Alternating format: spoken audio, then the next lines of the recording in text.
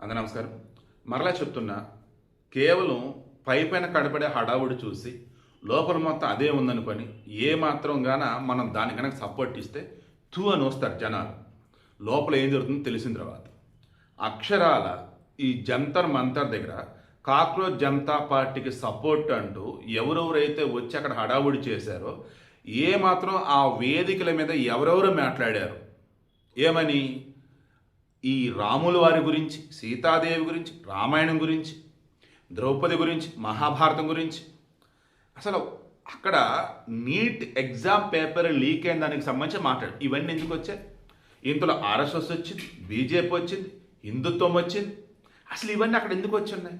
ఏమాత్రం బుర్రా బుద్ధి జ్ఞానం వంటి ఆలోచించరా? అదేమంటే అబ్నామ్ కర్ రహేగా అల్లాగా సమ్ వర్డ్ నాకు కరెక్ట్ గుర్తురాట్లేదు. ప్రపంచం అంతా అంతమైపోతే అల్లానే ఉంటాడు అన్నట్టు. కాదు, అల్లా అంటున్నారు కదా, మరి జై శ్రీరామ్ కూడా అనంటే జై శ్రీరామ్ అనను. జై శ్రీరామ్ వచ్చేసి నిరసనల కోసం, గొడవలు పెడతాం కోసం జై శ్రీరామ్ వాడతారని చెప్పేసి ఒక పనికి మళ్ళిందండి. ఇది ఏంటి అసలు? అది నీట్ ఎగ్జామ్ పేపర్ లీకేజ్ సంబంధించి మాట్లాడుతున్న చోట ఒక మతాన్ని, మా మతానికి సంబంధించి దేవులని, ఆచార వ్యవహారం నానా రకాలుగా తక్కువ చేసి మాట్లాడుతూ ఉంటే అక్కడ ఎవరైతే ఉన్నారో వాళ్ళు హీరోలుగా కనబడుతున్నారో వీళ్ళకి, అరే నేను శేఖర్ కమ్ములా కూడా మన తెలుగులో కూడా ఇరుబాబులకు మళ్ళీ సపోర్ట్ చేస్తున్నారు. అసలు అరే అక్కడ సపోర్ట్ చేయాలి అనుకున్నప్పుడు ఎవరికి సపోర్ట్ చేయాలి? విద్యార్థులకు సపోర్ట్ చేయాలి.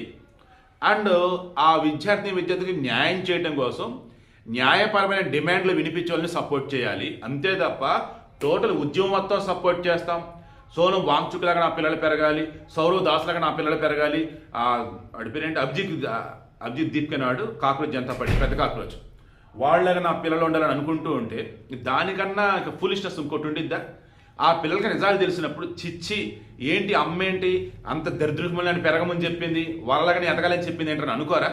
ఈరోజు జ్యోతిక యొక్క వాళ్ళ యొక్క పిల్లలు కనుక నాకు తెలిసి కొంచెం పెద్దవాళ్ళే వాళ్ళకి సార్ క్రాస్ చెక్ చేసుకుంటే ఖచ్చితంగా జ్యోతికని చీ కొడతారు. కన్నా తల్లి అయినా సరే ఏంటమ్మా కనీసం క్రాస్ చెక్ చేసుకోవాలి ఏంటమ్మా ఇదని.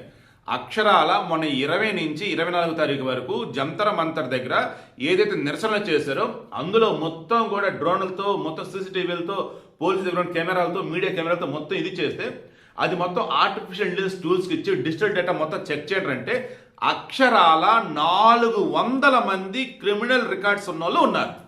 400 మంది, వాళ్ళందరి మీద ఆల్రెడీ కేసులు ఉన్నాయి గతంలో. అందులో మర్డరు, రేపు, దొంగతనాలు, దొమ్మిలు, బోరుడన్ని. అది ర్యాలీయా? అది నిరసన? అదొక ఉద్యమమా? కొంచెం కూడా ఆలోచించరా?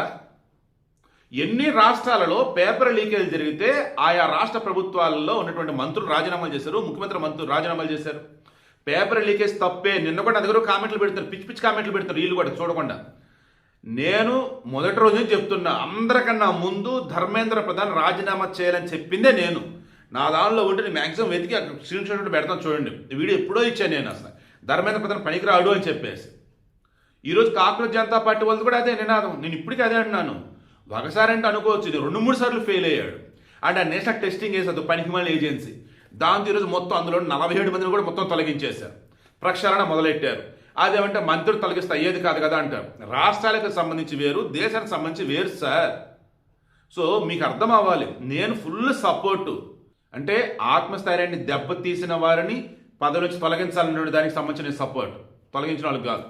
సో ఇక్కడ మరలా చెప్తున్నా, నేను కానీ పవన్ కళ్యాణ్ కానీ ఇక మరి కొంతమంది ఎవరైతే ఉన్నారో వాళ్ళు చేస్తున్నటువంటి ఆ నిరసనలో వినిపిస్తున్న డిమాండ్ ఉందే, చనిపోయినటువంటి వాళ్ళకి ఆ ఎక్స్రేష్ ఇవ్వాలా, వాళ్ళ కుటుంబానికి కాంపన్సేషన్ ఇవ్వాలని, తర్వాత ర్యాలీ చేసిన వాళ్ళు నిజంగా ఒకళ్ళు విద్యార్థులు ఉంటే వారి మీద కేసులను పెట్టొద్దని, తర్వాత ఇక మీద ఎగ్జామ్లో ఎక్కడ కూడా ఇది చేయకుండా అంటే లీకేజీలు జరగకుండా కఠిన చట్టాలు తీసుకురావాలని, వాటన్నిటికీ అంతా సపోర్టే. కానీ ఈ అభిజిత్ దీప్కే లాగా, సోనం వాంగ్చుక్ లాగా, ఈ సౌరవ్ దాస్ లాగా అక్కడ పనికి మంది ఎవరైతున్నారో వాళ్ళలాగా నా పిల్లలు పెరగాలి, వాళ్ళలాగే జనాలంతా ఉండాలి.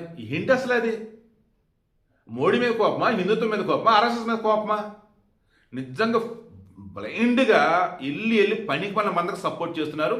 అండ్ వాళ్ళని పొగుడుతూ పోస్టులు పెడతా ఉన్నారు. దాంతో ఇంకొంతమంది బొద్దింకలు తయారైపోతున్నాయి, స్క్రాప్ తయారైపోతుంది. కొంచెం ఆలోచించి పోస్టులు పెట్టండి, ఆలోచించి మాట్లాడండి. దేనికి సపోర్ట్ చేయాలి, ఎవరికి సపోర్ట్ చేయాలి, అండ్ మన పిల్లలు ఎలా ఎదగాలని కోరుకోవాలి. నిజంగా చెప్తాను కదా, నిన్న మొన్న కూడా చెప్పాను. సెలబ్రిటీల ముసులను కొంతమందికి నిజంగా కొంతమంది బుర్రా బుద్ధి అస్సలు పనిచేయం. ఓ హడావుడి చేసేసి పోస్టులు పెడుతూ ఉండగానే అరే మన కూడా పెడదాంరా అని పోస్టులు పెట్టేస్తా ఉన్నారు. అరే మన కూడా సపోర్ట్ చేస్తా ఉన్నారు.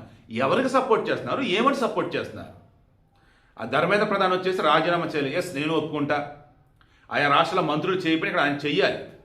ఎందుకంటే కేంద్ర మంత్రి ఒకసారి కాదు 2 సార్లు కాదు ఇది. తర్వాత ప్రక్షాళన చేయాలి, ఆల్రెడీ చేస్తున్నారు. సెపరేట్ వీడియో ఇందులోనే చెప్తున్నా.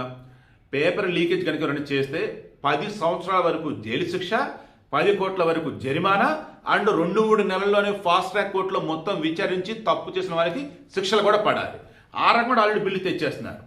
ఇంతకు మించి ఏం చేస్తారు వాళ్ళు? ఇంకా కూడా మేము సెలబ్రిటీలు మేము ఏదైనా చెప్తే 10 మందికి వెళ్ళిపోయింది కదా అని చెప్పేసి వచ్చి హడావుడి చేస్తూ నా పిల్లలు కూడా అభిజిత్ దిప్కేలాగా అభిజిత్ దిప్కేడు అసలు ఎవడో తెలుసా?